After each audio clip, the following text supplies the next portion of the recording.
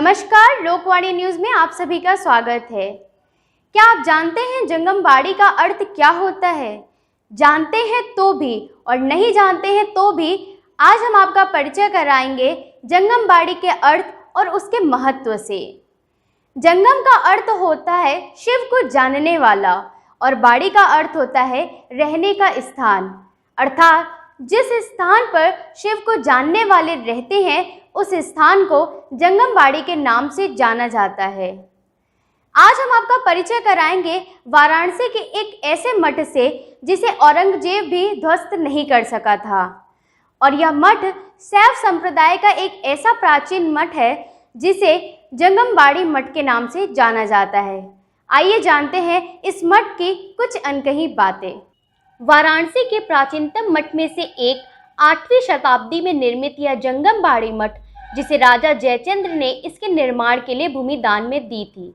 यह मठ 86 जगद्गुरुओं की अटूट वंशावली का साक्षी है। शिव को जानने वाले इस आश्रम या समुदाय के सदस्य केवल शिवलिंग की आराधना करते हैं तथा किसी अन्य देवी देवताओं की उपासना नहीं करते हैं और वे जाति भेद में भी विश्वास नहीं करते। काशी तीर्थस्थली है। यहाँ पर विविध संप्रदाय के लोग आते हैं। वैसे जंगमबाड़ी मठ सनातन वीरशैव धर्म परंपरा का मठ है। सनातन वीरशैव धर्म में पूर्व जन्म माना जाता है, पुनर्जन्म नहीं मानते। एकेन जन्मना मुक्ति ही वीराणांत महेश्वरी। शिव की नगरी काशी के इस मठ में आज भी गुरुकुल परंपरा जिंदा है। काशी के सबसे प्राचीन इस मठ में बटुकों को ज्ञान मिलता है और दूर दराज से आने वाले श्रद्धालुओं को भी काफी सुविधाएं प्राप्त होती हैं। इस मठ के पीछे की कहानी यह कहती है कि इस मठ के अनुयायियों को आकस्मिक अथवा अकाल मृत्यु की स्थिति में उनकी आत्मा की शांति हेतु शिवलिंग दान किए जाते हैं, अर्थात आत्मा की शांति के लिए पिंड दान के स्थान पर विधि विधान से शिवलिंग दान किया जाता है।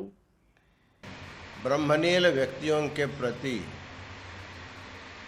श्राद्ध कर्म करने के लिए काशी आते हैं, पिंडदान करते हैं। जो जिनका पितृलोक में वास होगा उनके लिए पिंडदान किया जाता है। जो व्यक्ति शिव के साथ समरस हो गया, शिव स्वरूप हो गया, उसके लिए पिंडदान नहीं होता है। उनके स्मरणार्थ, अर्थात वो शिव स्वरूप हो गए, इसके स्मरणार्थ काशी जंगमबाड़ी मठ में वीरशैव धर्म के अनुयायी भक्तगण अपने जो पूर्वज होते हैं, जिनका देहावसान होकर के शिवस्वरूप हो जाते हैं, उनके स्मृति प्रीत्यर्थ यहाँ काशी जंगमबाड़ी मठ में उनके नाम से एक लिंग स्थापना करते हैं। अर्थात हमारे जो पूर्वज था वो लिंग रूप हो गया, इसके प्रतीक में स्थापना करने की परंपरा अनादिकाल से चला आ रहा है। बता दें कि सैकड़ों वर्षों से चली आ रही इस विचित्र परंपरा के चलते इस मठ में वर्तमान में 10 लाख से भी अधिक शिवलिंग स्थापित हो चुके हैं और प्रत्येक शिवलिंग के आगे एक एक नंदी की भी प्रतिमा रखी हुई है। अधिकतर शिवलिंगों का दान श्रावण मास में ही किए जाने की परंपरा है।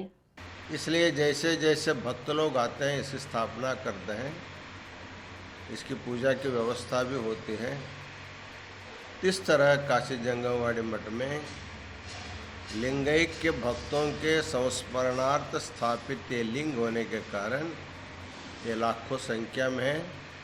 इनकी संख्या भविष्य में फिर बढ़ता ही जाएगा।